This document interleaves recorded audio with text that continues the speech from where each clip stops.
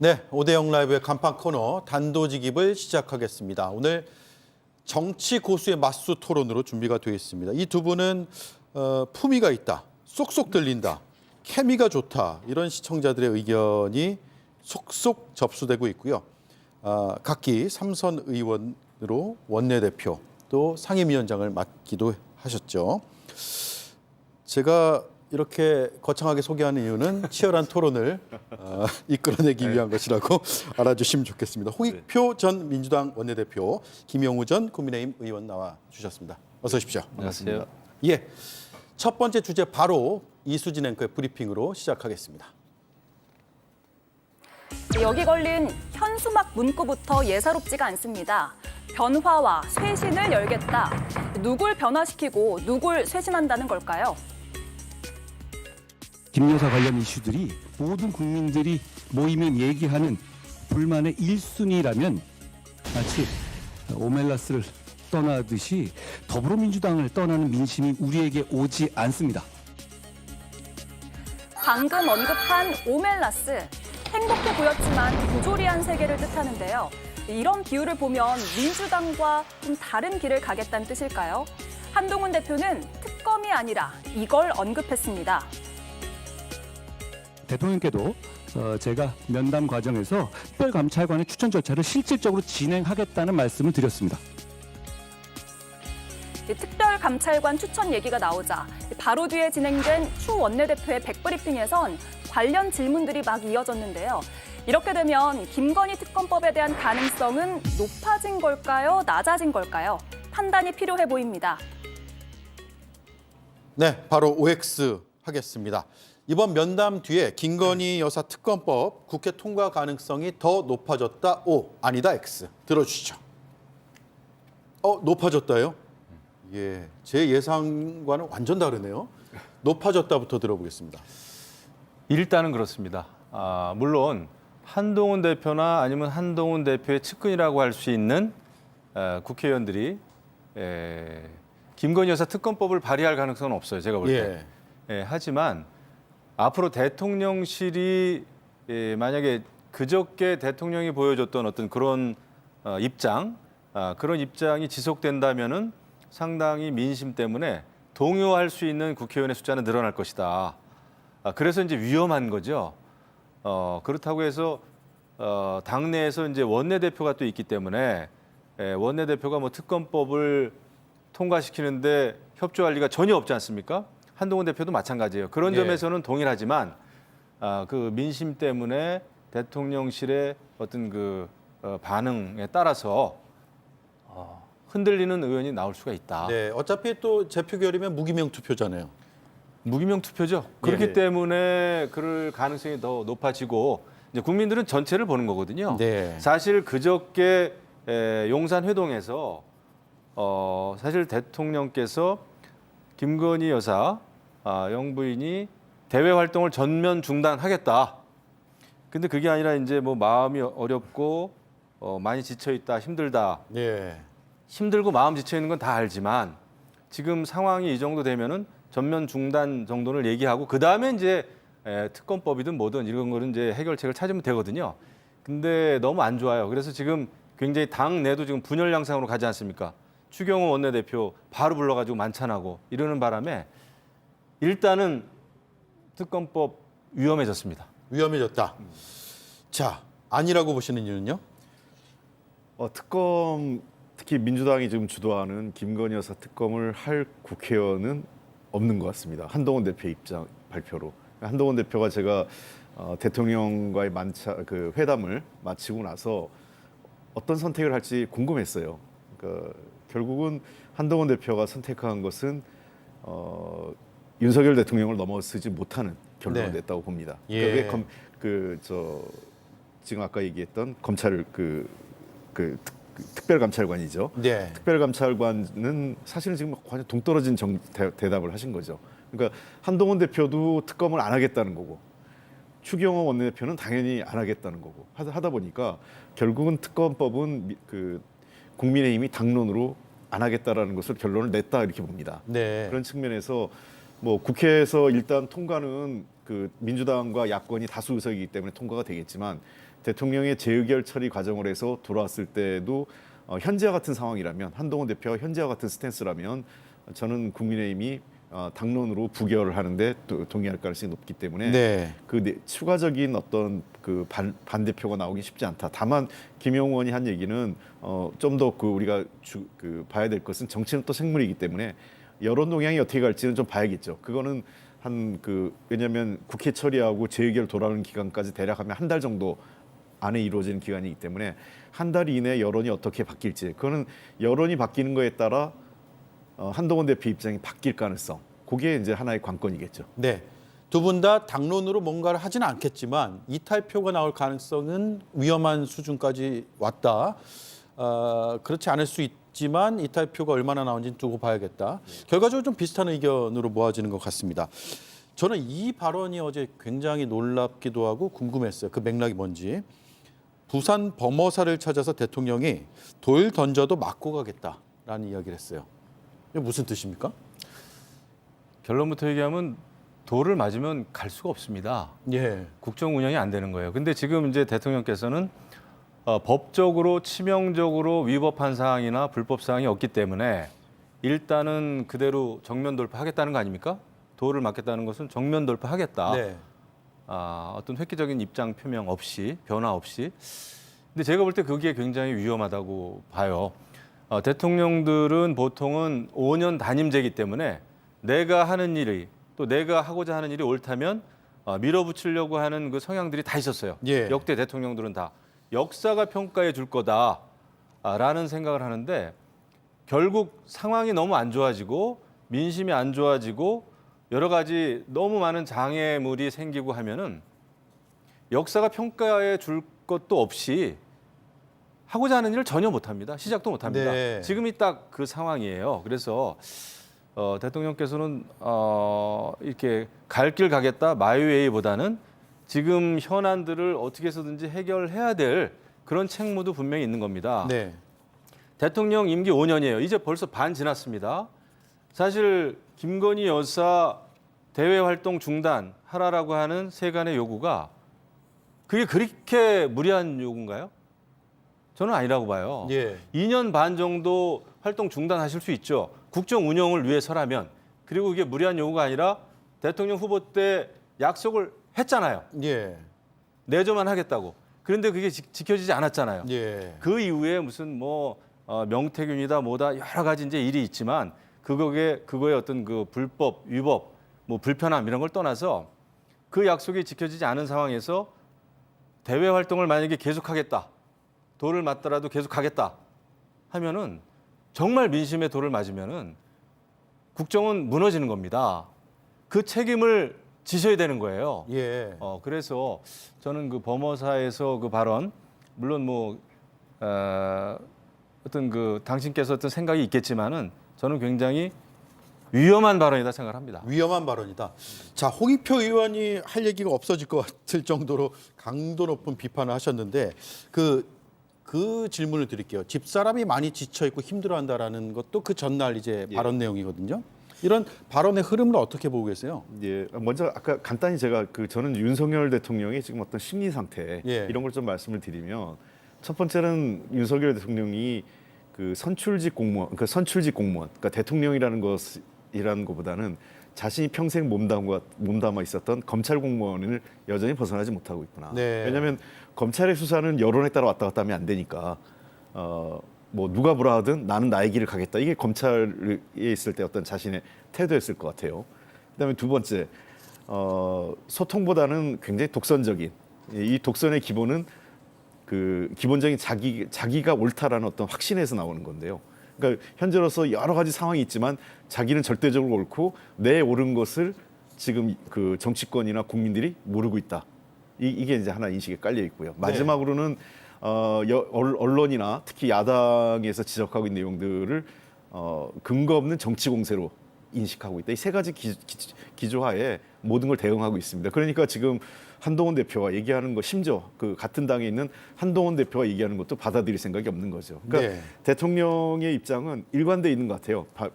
이 지난 그 총선 때도 그랬고 지금도 그렇고 어떤 민심의 결과, 보통 대통령이나 그 정당이 선거가 왜 있냐면 민주주의는 선거에서 지면 입장을 바꾸거든요. 가장 대표적으로 옛날 80년대 중반에 미테랑 대통령이 유명한 미테랑의 유턴이란 말이 있었어요. 미테랑 대통령이 자기가 했던 정책이 있었는데 총선에 이 의원 선거에서 대패합니다. 근데 다음 대통령 선거 한번 재도전할 수 있거든요. 프랑스는. 예. 그 도전할 때 정책을 다 바꾸거든요.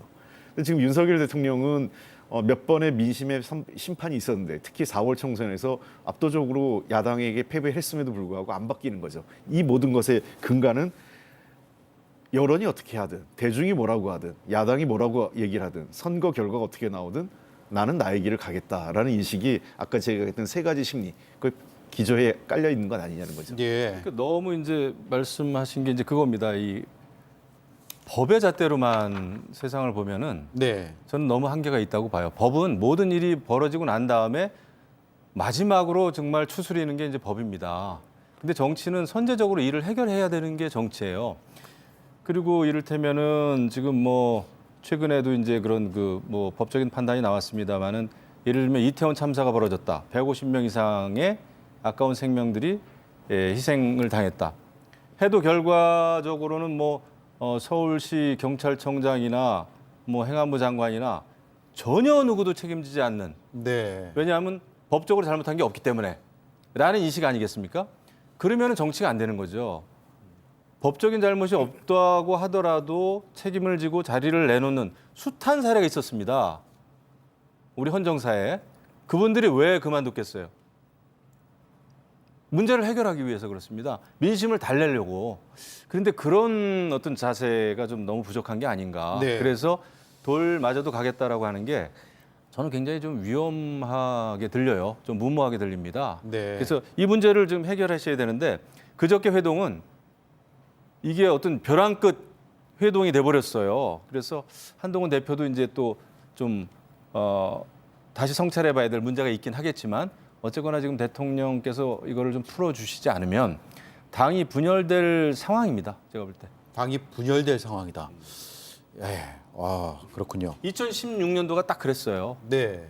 제가 이 자리에서 길게 얘기할 시간이 없어서 더 이상 얘기하기가 어렵습니다. 네, 제가 뭐 아마 다 아실 거예요, 봤잖아요. 시청자분들께서는.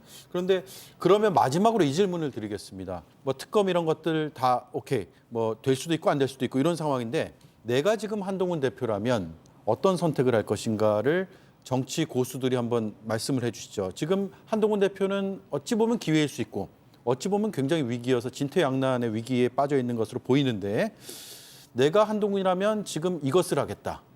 한마디씩 해주시죠. 저는 두 가지겠어요. 하나는 백의종군 하겠고, 백의종군이요. 예, 두 번째는 그러니까 모든 걸 내려놓을 각오. 그러니까 꼭 뭐 대표직을 내려놓는 게 아니라 대표직을 내려놓을 수도 있다라는 그런 그 결심을 해야 될 거고요. 네. 두 번째는 정말 대통령 자기 본인이 그 당을 구하고 여당이 뭔가 변화할 수 있는 계기를 한다면 저는 그 민심을 직접 듣는 그리고 한번 고민하면서 결심해서 그 당원들과 그다음에 지지자들을 만나면서 그 여론을 모아서 전국을 한 바퀴 돌면서 그 힘을 모아서 대통령을 다시 대통령에게 그 민심을 전달하는 공개적으로 그거는 뭐 더 이상 대통령에게 매달리는 게 아니라 뭐 만나 달라 이런 예언하는 게 아니라 예. 공개적인 메시지로 대통령에게 요구하는 식으로 가는 게 맞다고 봅니다. 네. 백의종군 자세로 민심을 청취하고 그걸 꼭 독대가 아니더라도 예. 전 국민을 향해서 대통령을 향해서 예. 전달한다. 네. 뭐 큰 틀에서 비슷합니다. 사실 저희가 이제 얘기를 좀 많이 나누는 상태인데 조금 여유 있는 정치를 했으면 좋겠습니다. 물론 지금 풀어야 될 다급한 그 이슈들이 많지만 그저께 회동 끝나고 어제 오전에 이제 아무 얘기 없다가 바로 이제 어제 오후부터 이제 뭐 민심 얘기를 하고 그다음에 또 그저께 저녁 때 바로 어제죠.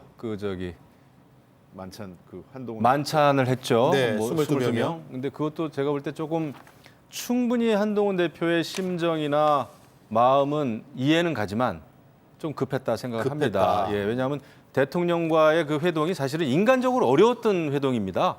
굉장히 복잡하잖아요. 가족 문제가 있고 과거에 선후배였고 일하면서 그러면 굉장히 그런 이게 어떤 단순한 정책이 아니라 인간적인 문제였기 때문에 굉장히 개인적으로도 고민이 있었을 거고 그러면은 조금 더 여유를 가지고 사실 절에 가야 될 분은 한동훈 대표였는데 예.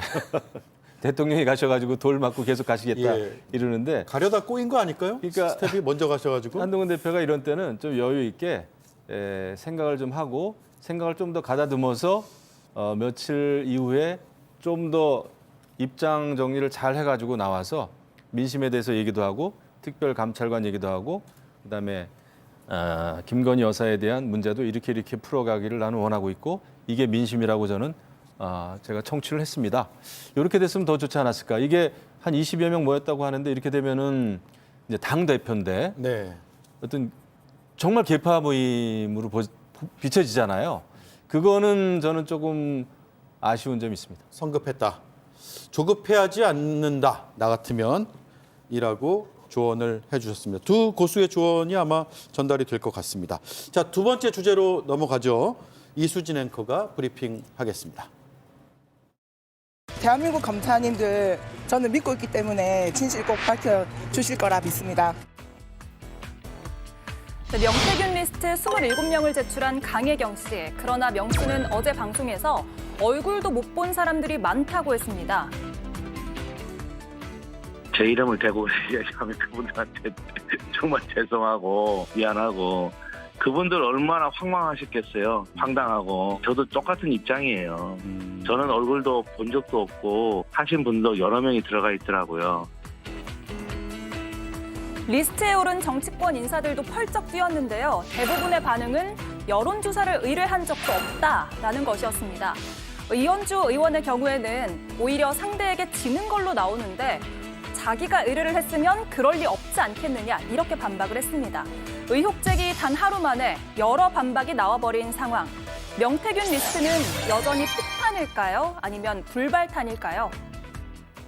네, 강혜경 씨 측에서는 강혜경 씨가 어떤 명단을 언론에 이렇게 딱 공개한 것은 아니다라고 해서 이른바 명태균 리스트라는 것을 적극적으로 공표하지 않았다라는 점을 오늘 강조하고 있는데 어쨌든 이 리스트 자체는 언론 보도에서 이름이 붙여서 나가고 있고 하루 만에 그런데 명태균 씨가 약간 반박을 했고 당사자들 거의 반박을 하고 있는데 어떻게 봐야 될까요? 명태균 리스트는 정치권의 폭탄이 될 것이다 아니다 OX로 한번 질문을 드려볼까요? 될 것이다 O, 아니다 X. 될 것이다 O, 아니다. 될 것이다부터 들어보겠습니다. 예. 사실 명태균 리스트는 그 강혜경 씨가 발표한 게 명태균 리스트가 아니에요.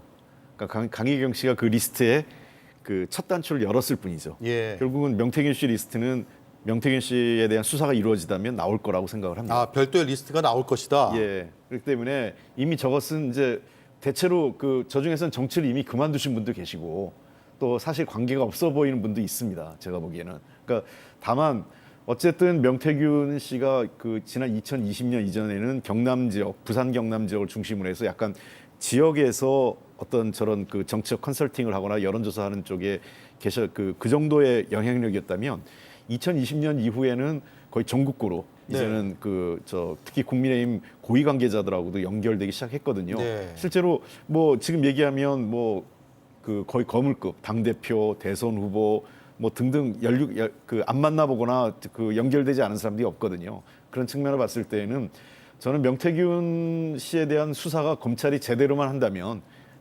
스마트폰 지금 본인이 6개월마다 바꾼 걸 계속 한 6, 7개 가지고 있다고 하니까 그거에 대한 포렌식이 잘 이루어진다면 저는 상당 부분 명태균 리스트가 좀 더 다시 정리된 제대로 된 명태균 리스트가 나오지 않을까 생각하고요. 네. 만약 그 경우에는 엄청난 정치권 내에 폭발력은 있을 거로 생각합니다. 아, 그렇군요. 그러니까 지금 이 27명 명단 이게 중요한 게 아니다 이 말씀이네요. 그렇죠. 저건 강혜경 씨가 지금 본인이 그 자리에서 작성한 거기 때문에 그거를 백업할 만한 뒷받침하려는 네. 증거 자료는 그 명태균 씨에 대한 수사 조사를 통해서 확정될 것으로 봅니다. 네.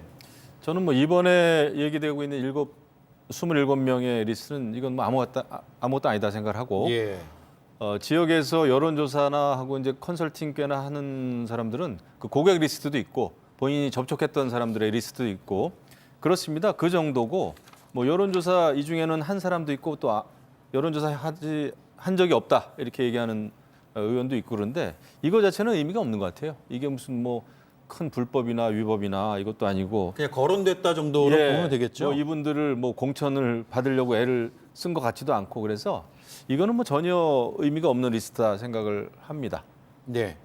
자, 그러면 명태균 씨 역시도 얼굴 본 적이 없는 사람도 들어가 있다라고 얘기하고 있기 때문에 이 정도로 정리를 하고, 그런데 이제 명태균 씨는 정치권을 향해서 나는 좀 가만히 둬라. 나 가만히 두면 나도 가만히 있겠다. 이렇게 이야기를 하고 있거든요.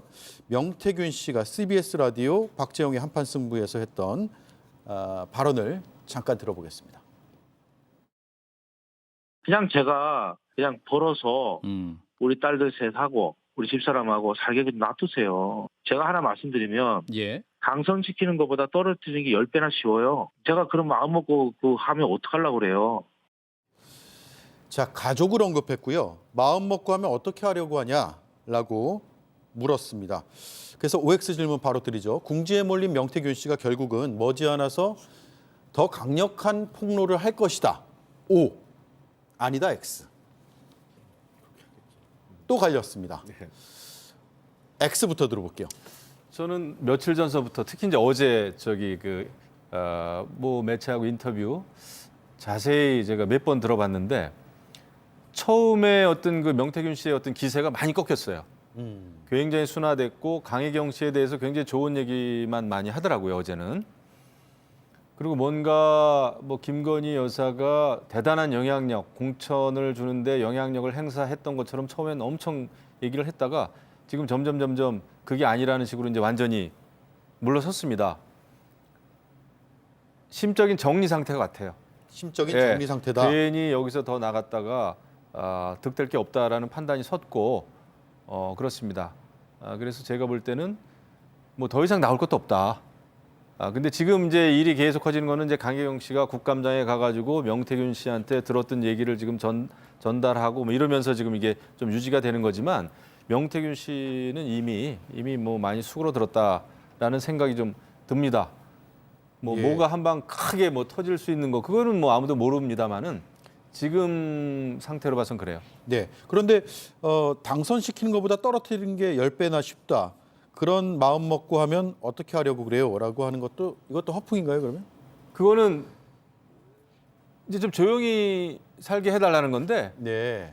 그런 식의 계속 뉘앙스였잖아요, 여태까지. 그것도 일종의 협박인데 저걸 협박으로 느낄 사람이 별로 없을 거예요. 네. 예, 저렇게 얘기하는 사람들은 지역에서 엄청 많거든요. 당신 내가 다음에 출마 못하게 하겠다, 출마돼도 떨어뜨리겠다 이런 그 사람들은 워낙 많기 때문에 글쎄 저건 그냥 하는 얘기 같은데요. 제가 볼 땐 그렇습니다. 위협적이지 않다. 자, 반대로 오히려 더 센 폭로가 나올 수 있다. 지금 그 명태균 씨가 며칠 전부터 약간 수그러든 건 사실이에요. 근데 그 수그러든 이유는 뭐냐면 여권 패널들 또는 여당이나 대통령실 관계자들이 명태균 씨에 대해서 되게 순화된 표현을 하고 공격을 자제한 것도 사실이에요. 예. 그러니까 명태균 씨 말대로 된 거죠. 뭐 김재현 최고위원 더 방송에 나가지 말아라라고 예. 하니까 실제로 안 나왔어요. 예, 뭐 등등 뭐 해서 표현들 자체도 그렇고 명태균 씨에 대해서 처음에는 뭐 사기꾼, 뭐 저 양아치, 뭐 이런 별 회개한 소리들 막 하다가 요즘 그런 소리는 안 해요. 그냥 감옥 간다 뭐 이런 얘기도 있었죠. 예, 감옥 간다고 그러고 그냥 그 대체로 지역에서 좀 뭐 그런 역할을 했는데 그렇게 큰 영향은 아니다. 이런 정도로 지금 톤다운을 하고 있거든요, 전체적으로. 그러니까 지금 박재홍 한판 승부에 나와서 한 얘기가 그대로 지금 약간 이루어지고 있는 거죠. 본인을 건드리지 않으면 나도 하지 않겠다. 예. 제가 지금 다른 어떤 언론인하고 통화하는 거를 들었어요, 직접. 그랬더니 누가요? 명태균 씨하고 예, 다른 명태균 씨와, 언론인. 예. 제가 같이 식사하는 자리에서 그 연결이 돼가지고 그래서 저도 들을 수 있었는데 명태균 씨 입장에서는 뭐 그 자기 그 똑같은 얘기를 하더라고요. 뭐 특정인 정치인을 거론하면서 그 사람은 잘하잖아. 나한테 아무 얘기도 안 하고 나하고 관련 없는 것처럼 하고 내게 대한 얘기도 안 한다. 그러면서 또 한 얘기하면서 누구 자기한테 함부로 얘기하는 사람이 있는데 내가 가만 안 있을 거야. 이런 식의 얘기도 하시더라고요. 네. 그래서 뭐가 있냐 했더니 저 찾아봐야지. 뭐가 있는지 나도 봐야 돼. 막 이런 정도의 표현을 하시더라고요. 그래서 제가 보기에는 그러니까 명태균 씨가 지금 이 심리 상태가 불안한 건 맞습니다. 그러니까 본인은 자기에 대해서 내가 지금 하던 거 건드리지 말고 나 먹고 사는데 지장 없기만 하면 가만히 있을 텐데, 근데 지금 그 뜻대로 될 수 없죠. 지금 다른 건 몰라도 세 가지 사건이지 않습니까? 이 사건이 하나는 정치자금법은 분명히 좀 문제가 있고요. 김영선 네. 의원하고. 그다음에 두 번째는 불법 여론조사 여부 문제. 그다음에 또 세 번째가 부당한 공천 개입. 이 세 가지이기 때문에 저는 검찰이 만약에 그 정치자금법과 관련돼서라도 먼저 구속 기소하는 쪽으로 간다면 명태균 씨 입장에서도 순순히 그 검찰의 구속 기소하는 데 따라가진 않을 가능성도 있다 이렇게 보입니다. 네, 지금 검찰 쪽에서 들려오는 소식을 듣고 보도하는 내용들을 보면 정치자금법 위반에 횡령과 사기 혐의까지 추가하는 것을 네. 적극적으로 검토하고 있다라는 것이거든요. 그러니까 사법 처리 구속 가능성 이런 것들이 더 짙어지면 어떤 폭로가 튀어나올 수밖에 없다 이 말씀이네요. 그러니까 명태균 씨 같은 경우는 죄 사안보다도, 그러니까 죄 사안도 간단치 않은데 예. 가장 중요한 게 이 구속 수사 필요한 거는 증거인멸 가능성 때문에 신속하게 구속 수사를 해야 돼요. 그러니까 우리가 보통 검찰에서 구속 수사가 사법부가 판단하는 가장 중요한 게 범죄 중대성도 있지만 제일 중요한 거는 증거인멸하고 도주우리 아니겠습니까? 근데 현재로서는 그 증거인멸의 가능성이 제일 높은 상황이기 때문에 어쨌든 정치자금법과 관련돼서 구속 수사를 하면서 추가적인 조사를 하고 나머지 두 분야, 그러니까 공천 문제, 그다음에 불법 여론조사 문제까지도 수사를 확대해 볼 필요는 있다고 생각을 합니다. 네. 자, 마지막 OX를 이 질문을 드릴게요. 대통령실 고위 관계자가 대통령과 한동훈 대표 면담 이후에 이런 얘기를 했습니다. 물론 이제 그 내용에서 나온 건 아니고 날짜로 보면 22일에 나온 얘기인데 윤 대통령은 명 씨와 이제 단절을 했다. 반면에 김 여사는 대통령과 달리 명 씨를 달래는 노력을 기울였던 게 아니겠나라는 말을 했다라는 거거든요. 윤 대통령 부부가 혹은 대통령실 차원에서 명태균 달래기에 나서고 있거나 나설 것이다라고 보세요. OX. 아니다. 둘 다 아니다. 지금 달래거나 이러면 큰일 나죠. 그게 예. 또 다 녹취에 남고 그래서 화를 더 키우겠죠. 그래서 그렇겠네요. 지금은 접촉을 하고 싶어도 못할 겁니다. 그리고 옛날 같으면 뭐 민정수석이든 아니면 누구를 보내서 해결하려고 했겠지만 명태균 씨 어떤 스타일이 아는 거를 딱 녹취나 뭘 가지고 있다가 언제 또 공개할지 모르는데 그 위험 부담 때문에 못할 것 같아요. 달래는 것까지 녹취가 돼서 공개될 가능성도 있다. 예, 저도 그 직접적인 그겁니다. 아마 대통령 또는 그 김건희 여사가 직접적으로 개입하기는 좀 어려운데 다만 우회적인 방법을 쓸 수 있겠죠. 좀 더 신뢰할 수 있는 자기 지인을 통해서 그 대통령 부부와 연결고리는 조금 그 은폐할 수 있는 그런 정도의 사람이 나서서 관리할 수 있는 그 정도는 이미 지금 전 이루어지고 있다고 생각을 하고. 이루어지고 있다고 보세요. 예, 그렇기 때문에 명태균 씨가 그러니까 지금 두 가지죠. 명태균 씨를 달래는 방법은 하나는 명태균 씨에게 어찌됐든 이번 문제를 조용히 지나가는 게 그 당신에게도 도움이 된다 이렇게 얘기를 설득을 할 거고, 두 번째는 명태균 씨를 공격하는 여권 내 관계자들에게도 예를 들면 스피커들 있잖아요. 패널들 많이 나오는 보수 네. 패널들한테도 명태균 씨에 대한 공격을 좀 자제해달라는 그런 메시지는 간 것 같아요. 어떠한 형태든 간에.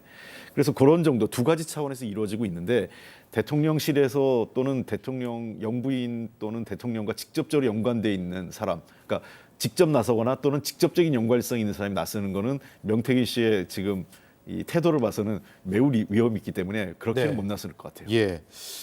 김 여사가 명 씨를 달래려는 노력을 기울였던 게 아니겠나라는 말은 뭐 달랠 게 있으니까 하는 거 아니겠어요? 그 달랜다는 게 그냥 뭐 잡음이 일어나는 게 싫어서 달래는 것인지 아니면 정말 뭔가 큰 문제가 있어서 그걸 외부에 알리지 못하도록 달래는 건지가 궁금하거든요. 어떻게 해석할 수 있을까요? 저도 굉장히 궁금합니다. 예. 제가 뭐 알 길은 없는데 어쨌거나 명태균 씨가 대선 때 도움을 줬던 거는 분명하잖아요. 그거를 부인해서는 안 된다고 봅니다. 그건 이제 명태균 씨 말대로 그 여러 가지 여론조사를 해서 보고를 어느 정도까지 했는지는 모르겠으나 예. 대통령을 만들기 위해서 경선에서부터 쭉 활동을 했잖아요. 그랬기 때문에 명태균 씨를 어떻게 해서든지 달랠 그 인간적인 필요성은 있었을 겁니다. 예. 그건 우리 뭐 작은 선거에도 다 이제 그런 게 있는데 그런 면에서 달래고 싶었을 수는 있어요. 그러니까 이제 그 공개됐던 그 카톡이죠. 그것만 보더라도 거기 문장에 다 써 있잖아요. 굉장히 그 오빠가 누군지는 아직도 모르겠으나 네. 어쨌거나 뭐 존경하는 명 선생님 말이면서 그거는 다 달래는 차원 아니었을까요? 예, 알겠습니다. 자, 시간이 다 돼가지고요. 네. 여기까지 토론을 진행을 하겠습니다. 홍익표, 김영우, 홍익표 두 정치 고수와 함께했습니다. 고맙습니다.